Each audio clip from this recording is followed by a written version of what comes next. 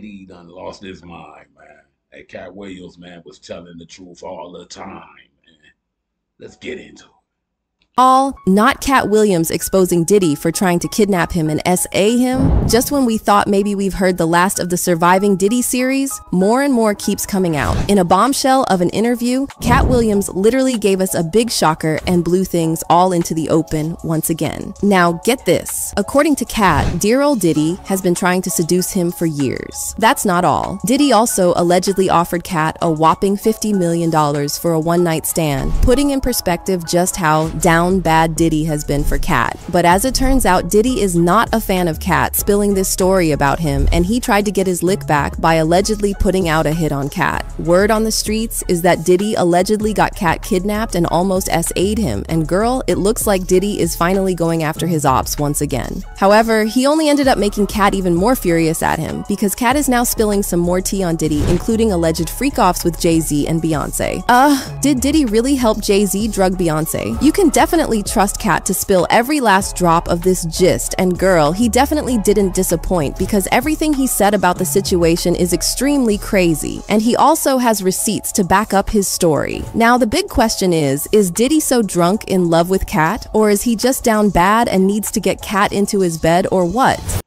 He just tried to be a real Damian, you know what I'm saying? But he's a boy Damian. A few days into the new year, Shannon Sharpe and Katt Williams decided to unleash chaos on the internet when they dropped a bombshell interview and put the entire internet in a literal chokehold. Now, Katt rarely speaks on issues, but when he gets a chance to talk, he really speaks. And in this episode, he spilled some crazy tea that had us all gagged. He had a whole lot to say about your dearest Hollywood celebs, including Steve Harvey, Kevin Hart, and a host of others. He talked widely on a lot of topics, but the most interesting part of the interview, which caught a lot of people's attention, was the wild stories he had to tell about Puff Daddy. Like I said earlier, Katt mentioned that Diddy tried to seduce him and get him into his bed. Now, I've had to turn down $50 million 4 times. 4 times. Just to protect my integrity and that virgin hole I was telling you about. Right. Because P. Diddy be wanting to party. And you gotta tell him no. You got to tell him no. I did. So in that comedy skit, when he was doing that comedy skit and he basically walked by and he looked in that room, you know what I'm saying? He seen some shit. That's on the real, man. That's why his comedy is just, you know what I'm saying, the best, man. It's great to tell the truth, though. And then a lot of the stars that, you know what I'm saying, that came either before him or behind him was stealing some of the jokes. Come on, man. We're going to get to that, too, later. Let's go. I did. See, I got the receipts for everything I'm telling you. That's why I can say them so freely. Katt, I need another one. You here, get your number. Thank you, sir. Thank you. According to sources, when Katt turned him down, Diddy allegedly threatened to SA him. Now, except you've been AWOL or living out of space, you should already know what's up with Diddy and his gay activities. Even way before Katt told his side of the story, there had been circulation of stories that Diddy had been trying to proposition some young men in the industry. And that's not all. For a long time now, the streets have been talking about how flirty Diddy is and how he never seems to keep it inside his pants because he has just been slinging it across town. But the plot twist, he's been flirty with men and women. He has not just been keeping a harem of chicks, but of the men's allegedly. This news isn't new because there have been talks from a long time ago that Diddy might be taking a liking to men. In fact, back in the 90s, Wendy Williams was one of the strong voices who tried to expose Diddy's secret gay activities on her talk show at Hot 97. Diddy was extremely powerful, and when he realized that Wendy was onto him, he tried to get the members of his girl group, Total, to jump Wendy. I remember I got off the air one day and them Total bitches were downstairs waiting, and everybody upstairs at the radio station is looking down, egging it on, waiting for something to go down. I wasn't yet married. My knight in shining armor screeched up in his car just out of nowhere. I didn't even know what was about to happen. Skell hiding like a girl. Thanks, Skell. I'm standing in the door like, what? And I'm literally about to go through. Now, I'm not like, what, let's fight, because I'm not one of those type of broads.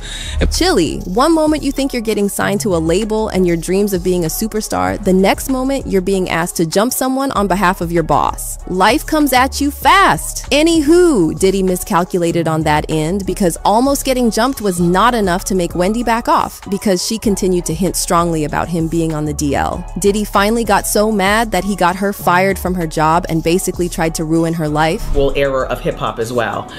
There was a radio personality once upon a time. Her name was Wendy Williams, and she was practically burned at the stake for talking about such. And now it's all come full circle. Wendy's now ex-husband, Kevin Hunter, also spoke about this in an interview, revealing just how close Diddy came to ruining Wendy's life and her career. Is it true that Diddy got her fired from the radio station? Did he have anything to do with that? I think that he had, yes, I think he had, well, let's be clear, nobody got fired. Okay. He got suspended. Okay. Yeah.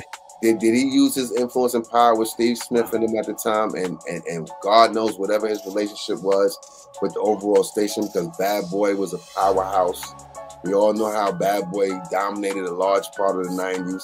And as far as New York, you know, there was a powerhouse. So was he, you know, King Joffrey Joe? Yeah.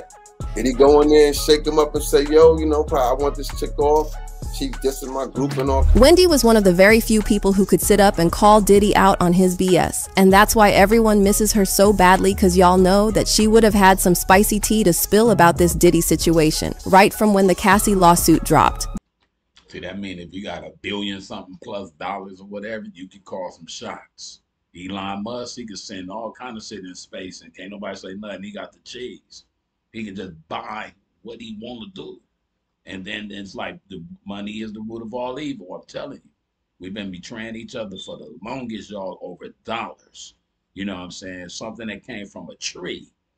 Chop down the tree, shred the dollars, and put the numbers on them. And people going crazy over them shits. But she was not the only one, because there's also 50 Cent, who has been determined to expose Diddy for a few years now. Chile, he has been trying to tell us for years that Diddy is not a good person and has been trying to turn young men gay at his parties. Like the time he said, "See, this is why I don't go to no party Puffy and them at the F is going on here. Get the F off my young man. What the F?" For some context, 50 Cent and Diddy have always had their issues back in the 90s when 50 begged Diddy to sign him to Bad Boy Records, but Diddy turned him down. Now, in all fairness to Diddy, this had nothing to do with 50 as a person, and according to former G-Unit member Tony Yayo, it was because Diddy was nervous about signing an artist associated with guns and a gangster image following the death of Biggie Smalls. And if there is one thing about 50 Cent in his early days, it was that he was big on his gangster image because that was kind of his brand at the start. Tony Yayo went on to reveal that 50 Cent really wanted to sign with Bad Boy Records, and he was able to get a meeting with Diddy. But it was clear from the start that Diddy only took the meeting as a formality because he had no intentions to sign 50, and he wasn't even willing to keep an open mind. Tony Yayo said,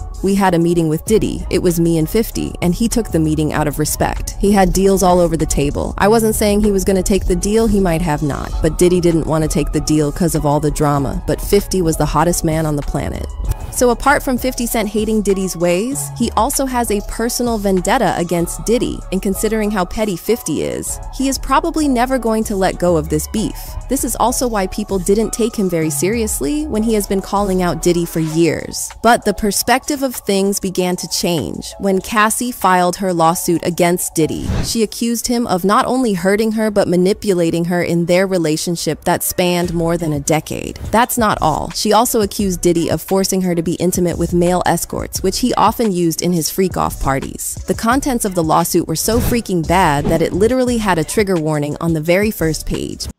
So whenever y'all see the initials FO, that means freak off. But Diddy decided to settle out of court, thinking it would settle the entire case. But that, unfortunately for him, just opened him up to some more legal issues that have been closed for a long time. Different women came forward with stories of how Diddy essayed most of them, and a particular woman claimed that she was a minor when she was essayed. And this made most people wonder what really went down in all his freak-off parties, and if consent was included, because as Cassie put it, she didn't have a choice in most of these freak-offs. Don't get me wrong, being gay right now isn't the major issue, so bashing Diddy for being gay isn't my business because it's his bedroom, his business. However, the way he went about the entire thing is so weird because he hurt a lot of people in the process. A good example is the lawsuit Cassie filed in, which she mentioned that he forced her to be intimate with male escorts while he watched and pleasured himself. But according to Gene Deal, Diddy's former bodyguard, Diddy got pleasure from the freak-offs in more ways than one. And why is this so? According to Gene, the freak-offs were for Diddy's benefit. And if we can remember correctly in Cassie's lawsuits, she mentioned that Diddy had specifics he wanted whenever she was hiring male escorts for their freak-offs. And she said that, you know, in this lawsuit that, you know, Diddy, he enjoyed watching her get smashed by BBCs. So, you know, what you think about that? Do you think she was the only one getting banged by him? Do you think this man had this woman search for prostitutes online just for them to have sex with her? Is it just me, or does it seem like Gene doesn't like Diddy very much? It's sort of hard to blame him for not liking Diddy because can you imagine what it meant to be working for Diddy and seeing all the nasty things he be doing? This kinda explains why he jumps at every opportunity he can to spill as much tea as he can on Diddy. Okay, so back to Katt and the interview on Club Shay Shay. Katt has been known to hate every shady part of the industry because he has always made sure he exposed every shady business going down in the industry that fans are oblivious of. If it comes to shady stuff and the Illuminati or some funny monkey business, you definitely can't pay Katt enough to keep a secret. Now, Katt has never really liked Diddy, and he has had a history of calling Diddy out for his inappropriate relationship with younger men. Katt has even used the P word to describe Diddy, if you know what I mean. Some people may think this has got to do with Cassie, but nah, Katt has been exposing Diddy way back in 2011. He exposed Jermaine Dupri and Diddy for allegedly essaying the Criss Cross boys. Chris Kelly and Chris Smith were two young boys who got the attention of Jermaine Dupri in the 90s. These boys were so young that they were still in elementary school at that time. But Jermaine saw their talent that by the time they turned 12 and 13, they had made a name for themselves in the industry. A lot was going on behind the scenes because allegedly Jermaine was saying them both. It's so bad that he was alleged to have pimped them to his friends in the industry, including Diddy. These young boys went through these horrifying acts for years, causing Chris Kelly to develop a drug problem due to the years of abuse. The crazy part is that both boys had suspicions about Jermaine, but having been promised fame and fortune and being the young boys they were, they succumbed. In an interview, Chris Kelly had this to say, "We were just playing video games at this mall in Atlanta when all of a sudden this dude comes to us and said he'll like for us to work with him as rap musicians. We had no idea who he was, and facts I told my daddy that the guy was probably a child molester." See, hey, look, on the real though, you actually literally going out there searching for kids. Now I know that like kids can bring the money to your company or whatever, but it ain't about that. Now that I see that shit, I look at it like, man, they was really like grabbing these kids to try to like, you know, get them in their circle. You feel me? Because if a person 50 or 5 and you got talent, you know what I'm saying? You display that talent. You know what I'm saying? It don't matter like how they look, like how they was trying to put all the fine females in videos, and LL Cool J video, in other words, doing it. That song doing it. Basically, the girl was like a fat girl or whatever, but she sounded so lovely. You know, you can't imagine how she looked. But then he didn't put her in the video, though. See, that's not cool. You know what I mean? So it's like everybody individual talent need to be seen. That's what that's about, though. We're going to get right back to it, though. Let's go, y'all. Come on.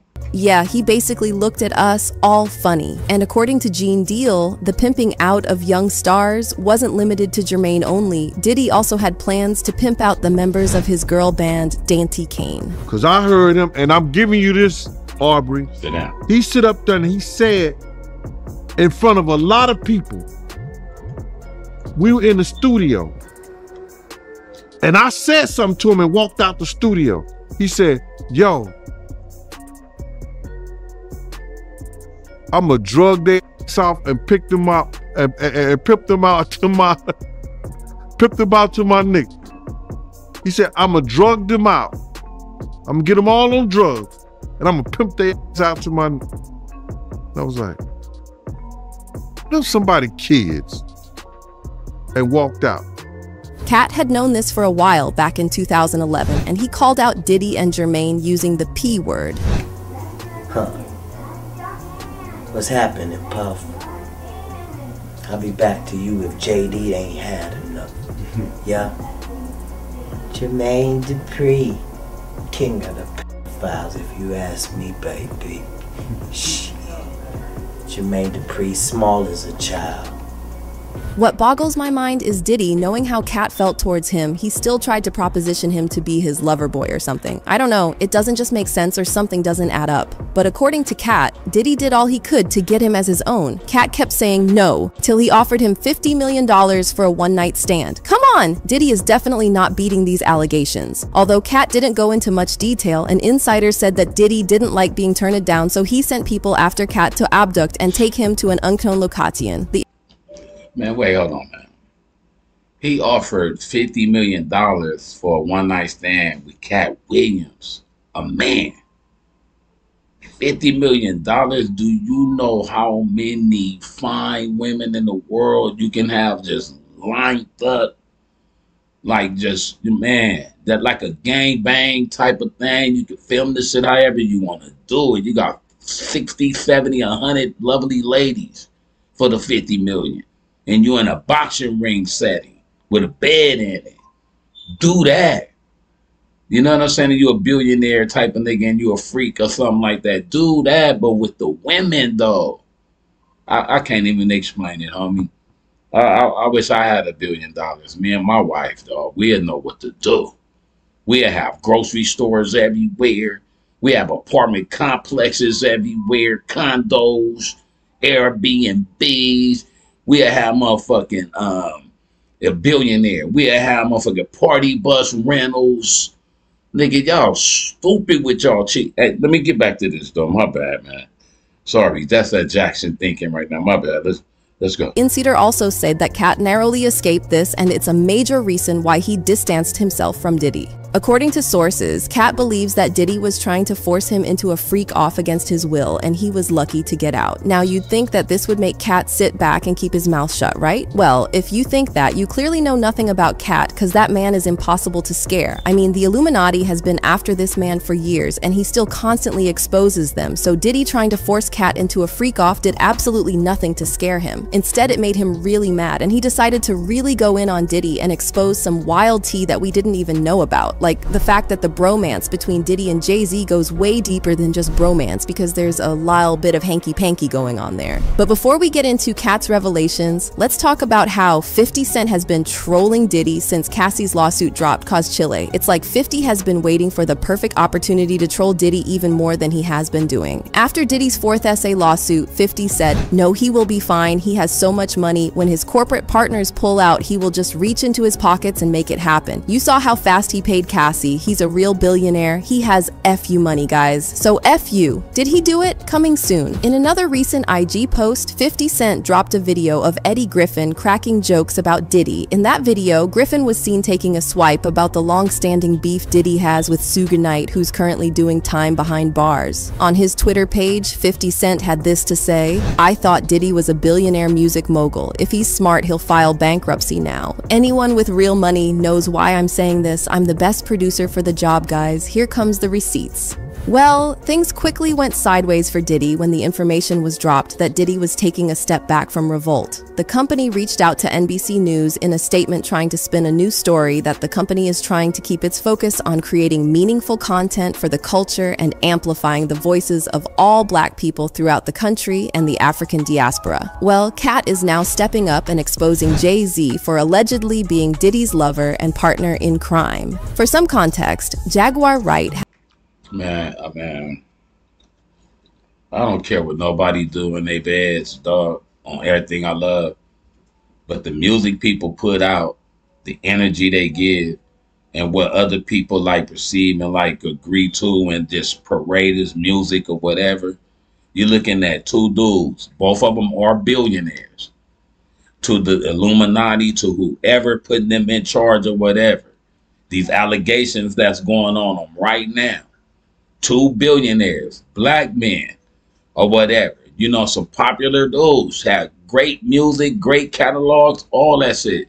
If it ever comes to where they take their shit from them, or they go to jail for what they done like years ago, And it's like them the only billionaires we got that's really, really, I guess, black.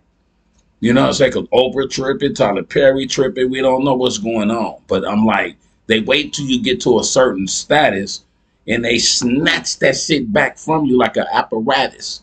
I ain't even trying to rhyme, y'all, but I know I'm the baddest. Hey, we're going to get back to this video, man. I'm just fucking with y'all, but I'm just saying, this is crazy, man.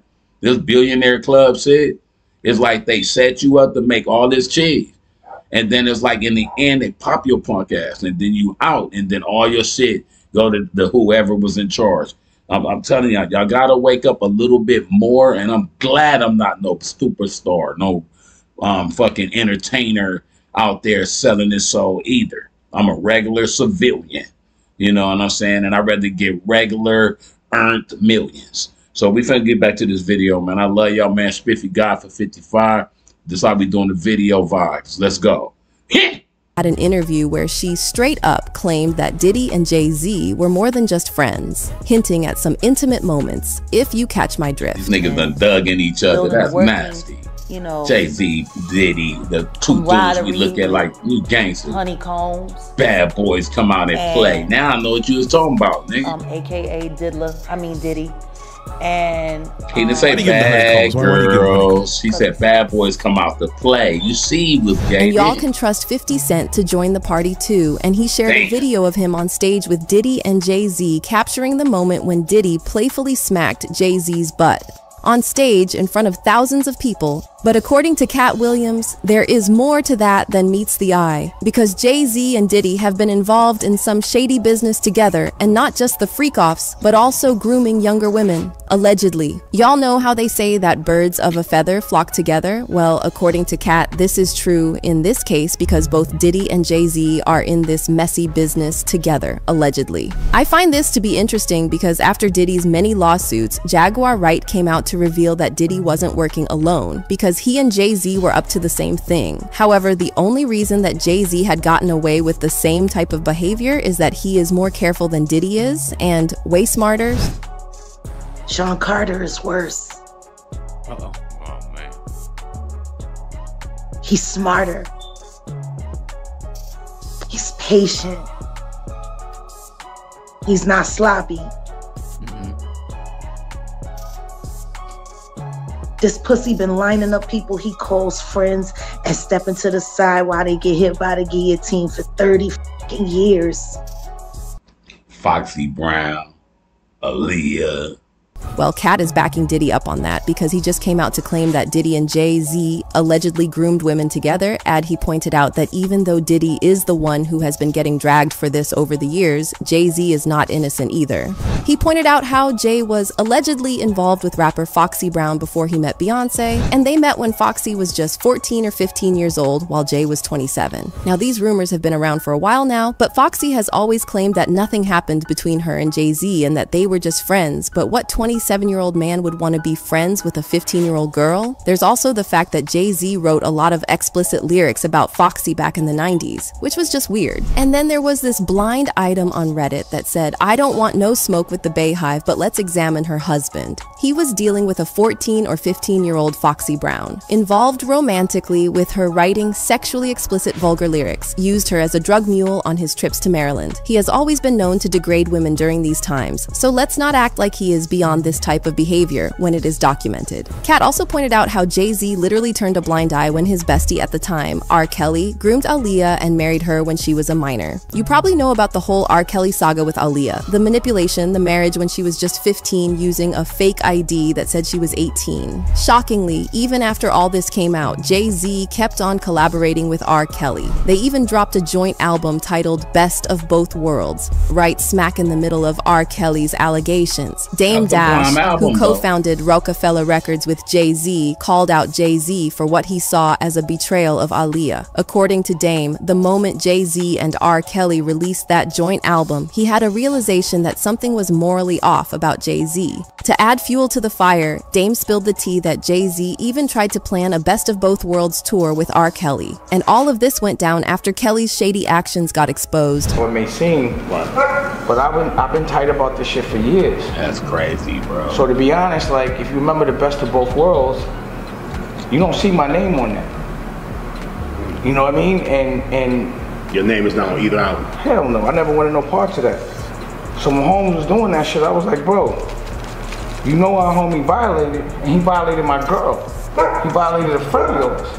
Katt also pointed out the rumors of Diddy allegedly grooming Beyonce, pointing out how a lot of people seem to overlook this because of how long Beyonce and Jay-Z have been together. In 2008, Beyonce opened up to 17 magazine, sharing that she first crossed paths with Jay-Z when she was 18, and their romantic journey began when she turned 19. In her own words, "There was no rush. No one expected me to run off and get married." Jay-Z also threw in his take on their love story in his song Everything Is Love, dropping some bars like, "Fate had me sitting next to you on the plane and I knew straight away." But there's been loads of speculation swirling around that Jay-Z might have had his eye on Beyonce way before that fateful plane ride. See what it is, you rich as shit, she fine, you got all the money in the world, because he don't look like he should be with Beyonce. But it's like you got all this money or whatever. No matter how old she is, you would try to act like you gonna wait till she get older. Then again, for those dudes that like kind of like you look at your little niece or something when she's young, or any other little female when they're young, and then it's like when they get older, you feel like I could date her. Now that means you've been looking at them. That means you've been a pedophile. You've been looking at young girls trying to. That's crazy. Don't do that, man. There's too many older women out there in the world that's still sexy that could do something. Y'all niggas was targeting girls. That's not cool. Little girls. At least if you 19, she's 16, or 19, 15, that's 4 years apart. Well, that's even. Not be 27 and she 14. That, nah, come on, bro. Y'all gotta correct yourselves, man. Y'all, hey, what done in the dark, come to the light, man. Let's get it. Rumor has it he might have orchestrated the whole accidental seating arrangement because he had his sights set on her. Whispers on the streets suggest that Jay-Z might have first encountered Beyonce when she was just 16 and he was 28. And from that moment, the word is he started scheming and plotting on how to make her his. According to Katt, he believes that Jay-Z and Beyonce actually started dating long before she was a minor, and he pointed out how inconsistent Beyonce's story is when it comes to how old she was when they started dating. In her interview with 17, she said she was 19, but in this video, she claimed to be 20. You taught me so many things. I was 20 years old when we first started dating. You taught me how to be a woman. Yeah, that certainly sus. And if you're wondering what this has to do with Jay-Z, well, Katt just claimed that Diddy and Jay-Z were engaged in some secret shenanigans. Y'all know how Cassie said that Diddy used to drug her and keep her high, and how every single one of his accusers also said the same thing? Well, according to Katt, Jay-Z has also allegedly been doing the same thing to Beyonce. Again, this isn't something new because the rumors have been around for a while. Last year, Beyonce's former bodyguard came out to accuse Beyonce of allegedly being addicted to drugs, saying that she and Jay-Z have been working extra hours to keep this off the public space. The old school footage, I still have it. See, hardly nobody knows. But I'll say it, man. Yeah, Beyonce's on drugs. She's been on them for a long time, and you keep her that way. Jaguar also said the same thing, claiming that Jay-Z is a monster who is so obsessed with keeping Beyonce in his control that he keeps her drugged up. He's a monster. And I've known he's a monster for years. I waited a long time to see if he would grow a conscience. And the more drugs he pumps down his wife's throat to keep her in a character. No, girl. She then asked the Bayhive to start a Free Beyonce campaign because she is a prisoner in her marriage and she is trapped. I tell you this right now, y'all talking about Free Britney. Y'all need to be doing a campaign that say Free Beyonce. Beyonce is free. She is a prisoner in a gilded cage. Oh, God, no. She better than me. I passed. I made a good choice. If Beyonce is in prison, she's in one of the most expensive prisons ever. Yes, she is. And she's watched 24 hours a day. She's not allowed to make a choice for herself, not at all, not in any way. People think she has an amazing life. She is told what to say, she is told what to eat, she is told what to drink, she is told what to wear. By whom? She is not her husband's wife. She is his employee. It's a business arrangement.